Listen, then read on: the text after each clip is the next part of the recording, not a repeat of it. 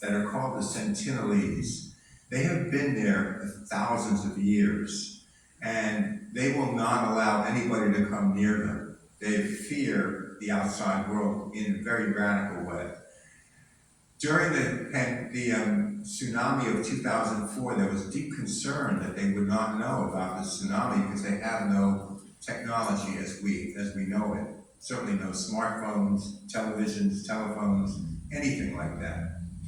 So the question was, would they survive? If you come near them, they will hit you with 1,000 arrows. They have a complete wall of protective belligerence, if you want to call it that. But they're remarkable people, and they have survived. And there's something magical about that, about them not knowing yet knowing more than we could ever imagine. So I wrote this poem about that experience in 2005, right after this pandemic, because they had survived. And that was very impressive to many people in the world, including myself. It's called the Sentinelese. Angela's going to accompany me on this as well. This is the happy drum.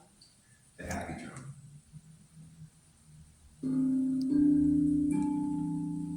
It is said they were lifted out of Africa, Mother Africa.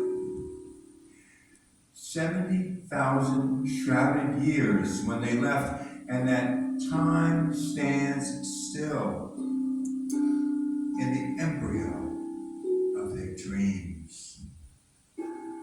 All the world is a moment.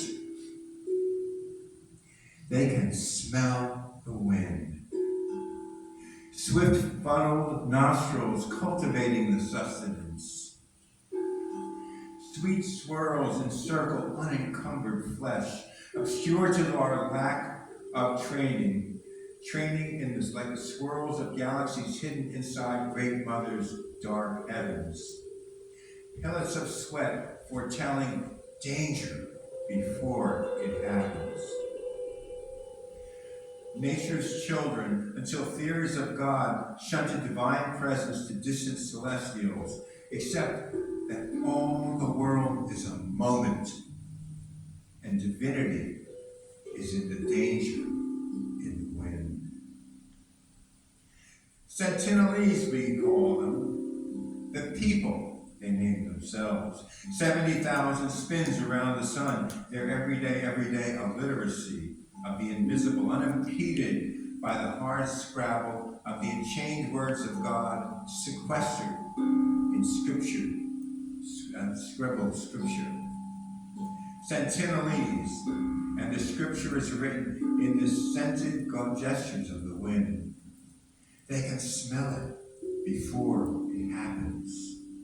In mysteries cataleptic to the rest of us. Can you hear the unsung? Can you see the invisible? Silence of warnings, where they read what is ominous and what is evident in the cryptic cloud cover, ordering station to higher ground. Before it happens, in wind, what is meaningless to the rest of us, curators of skepticism, where we don't know that the divine is in the scent of the wind. Knowing what they know, we can never know. All the world is a moment.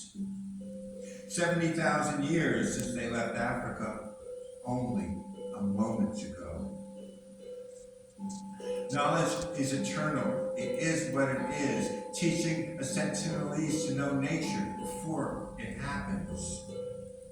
Knowing intruders in their midst before those who intrude, 1,000 arrows arrayed like the quills of a porcupine configure a recalcitrance as if the children of God, they know danger before it happens.